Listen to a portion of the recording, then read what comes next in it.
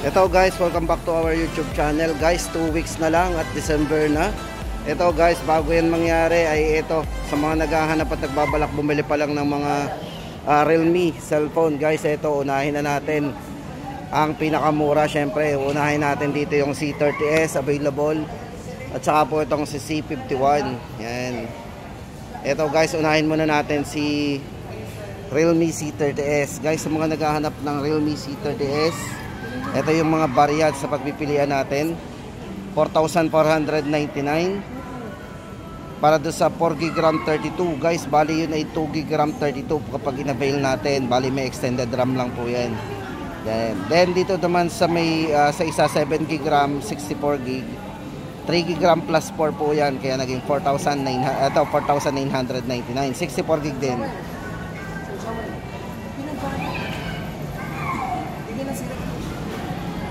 At para naman guys do sa 8GB RAM 64GB, ito po 5,299. Dati po siyang 5,999 yan. 8GB RAM 64. At ito guys, check po natin yung unit. Yan, sa mga naghahanap ng C30s. Ito po. Tapos guys, check po natin yung yung next nito guys, yung C51, may bagong labas din po nito eh. Pero check muna natin yung camera.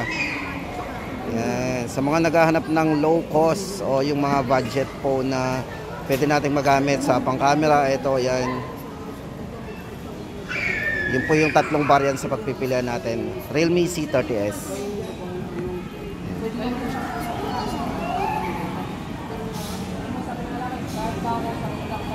Tapos guys, punta na tayo doon sa C51, yung na-mention natin.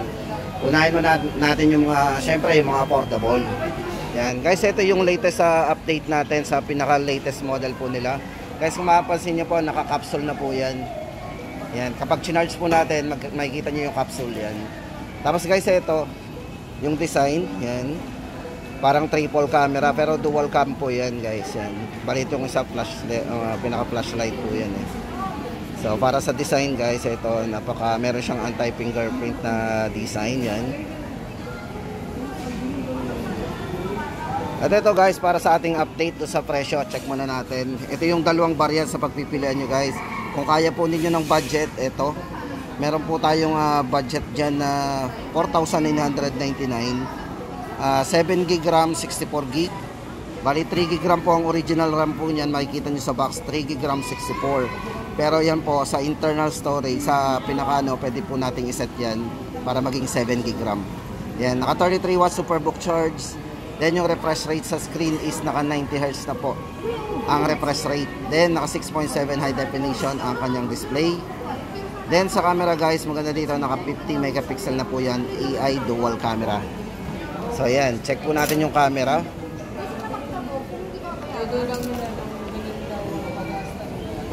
Yan. Ayaw na lang kung galing ko. Kasi sabi, kahit kung sandali mo, kahit nilang pala. At yan guys, yan ang ating update sa mga naghahanap ng budget phone ni Realme. Ito po yung kaka-release lang po na pagdating sa mga entry level. Realme C51. Yan, check po natin ang design para magkaroon kayo ng idea. So yun, sa mga nagbabalak pa lang, tama-tama yung video na ginagawa natin para makatulong po sa mga hindi pa makapunta ng mall. Yan. So sa mga nagpapahulugan guys, tamang-tama pala ito yung mga video ko guys. I-share nyo po yan sa mga kliyente po ninyo na naghahanap ng phone. Tama-tama po yan sa mga nagbabalak pa lang, sa mga mahiling magpahulog o mga installment. Yan, yung mga ginagawa po nating video guys ay tamang-tama ito sa inyo.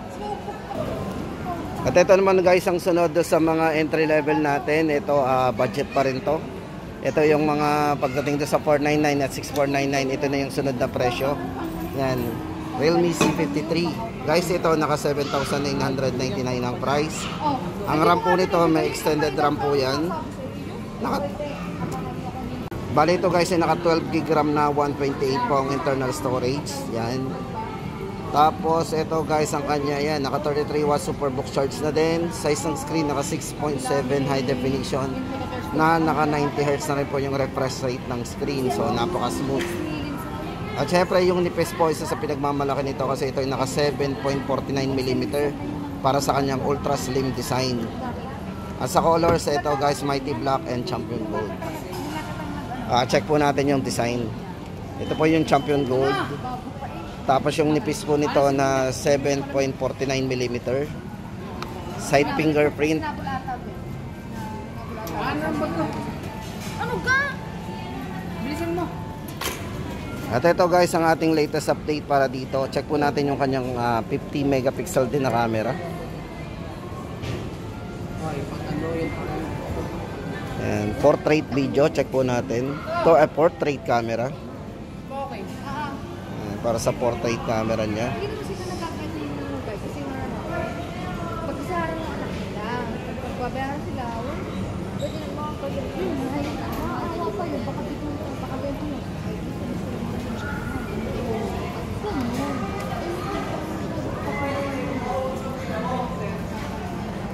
At yun guys ang ating price update sa mga nagbabalak bumili ng C53. Ito po ay isa sa mga best seller din nila eh. Check po natin yung isang color, hanapin natin. So yun guys, wala tayong makitang black. So ito parang mga ganito lang naman yung black niya na yan, plain black din. Ayan. Guys, price update natin, Realme C53 7,999. At yung specs guys, check po natin sa screen, ilalagay po natin yan, para meron tayong idea. Tapos guys, ito, next natin papakita sa inyo is Realme C55. Dito guys, may dalawang variants tayo na pagpipilian. Yan, isang 128 gig. So maganda dito sa 128, naka 12 gig RAM din po yan. 6 plus 6. At doon naman sa 256 ay 16 gig RAM na, 8 plus 8 ang RAM niyan. Ito po yung RAM. So yung mga RAM na yan po ay mahalaga kasi yan po ang nagpo-provide ng space para doon sa mga running application na binubuksan natin, yung mga apps na binubuksan natin, then ini-skip natin para sa standby. Yan. So yan, kaya mahalaga yan guys. Tapos ito naman para sa kanyang camera, ito naka 64 megapixel AI camera. Size ng screen naka 6.7 90 Hz full high definition na naka punch hole po yung kanyang display. Yan, naka punch hole yan. Tapos syempre guys sa kanyang chipset naka MediaTek Helio G88 po yan. 5,000 mAh battery para sa kanyang long lasting battery, pang all day battery natin yan. At syempre guys naka 33 watts superbook charge. So wala pang isang oras ay mapupuno na po natin ang battery gamit yung 33 watts. At para sa design guys, ito check po natin. So ito yung design niya. So hindi rin magmamark yung ating mga fingerprint dito kasi napaka ganda ng kanyang yan, likod. Tapos meron siyang Realme sa likod, sa gilid yan. Then side fingerprint for security unlock. So syempre meron siyang 64 megapixel na camera. I-check po natin yung camera. Ayan.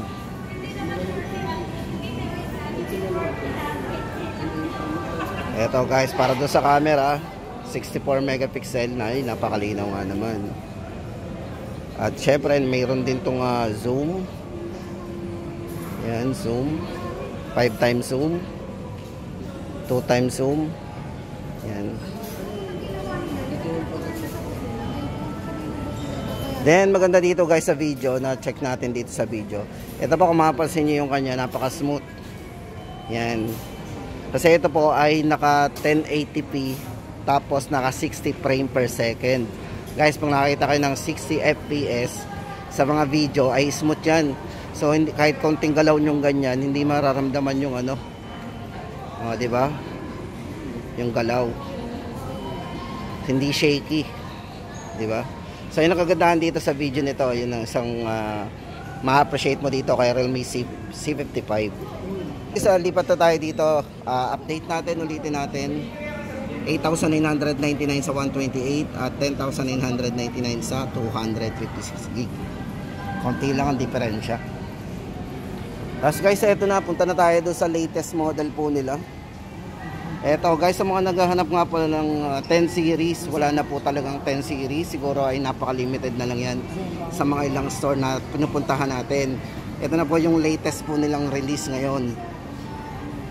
16 GB RAM, bali 8 plus 8, tapos 256 na po ang internal storage. Price niya is 13,999. Then ito guys, naka 67 watts superbook charge na. Camera, 108 megapixel Pro Light camera. Chipset, MediaTek Helio G99 processor. So same po siya nung 10 series dati na naka 10 Helio G99 din. Tapos yung kanyang size, ito halos same din niya. Pero yung kanyang ano ay mas maganda na ngayon, mas iba yung design ng kanyang camera. And ito pa yung color black. Tapos check po natin yung kulay gold. Ganda rin ng gold nito guys. Napaka-elegante ng gold niyan. Oh, di ba? Ang nipis. Ito yung very handy sa ano sa kay Realme ngayon. Ito yung bagong labas niya na very handy. Oh. Di ba? Ito yung bagong release. So dito naka 90 Hz na rin po yung refresh rate ng screen nito. Then maganda dito guys, naka Super AMOLED to. Same po nung 10 series dati before. Yan, maliwanag kasi naka Super AMOLED display. Para sa price update natin guys, ito ay 13,999.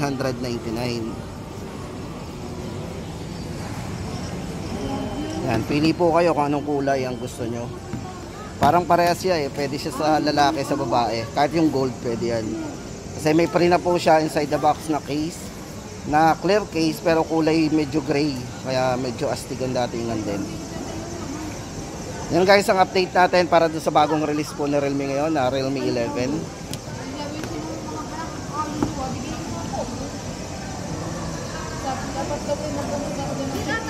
Tapos guys, eto na para dun naman sa mga 11 series pa. Syempre ito yung mga top of the line ni Realme.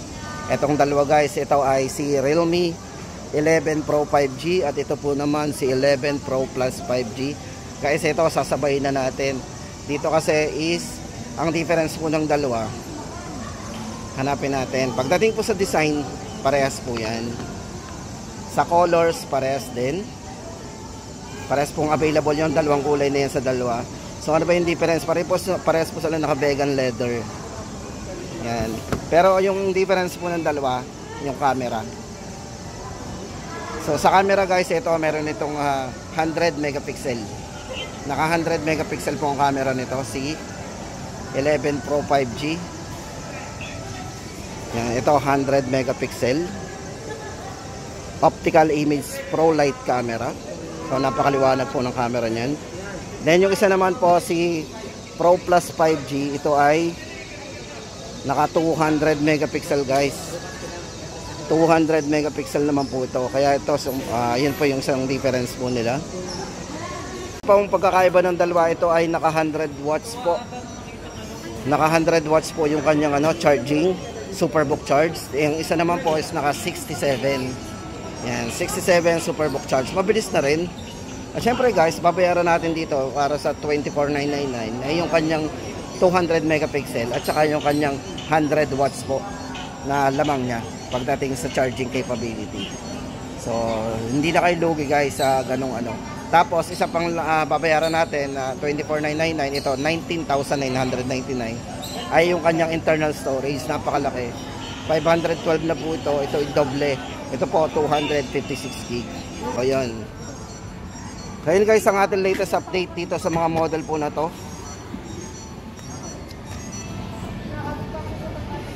So babalik po tayo guys once mag-update ulit tayo at malay natin magkaroon pa ng another promo or mga bagong model.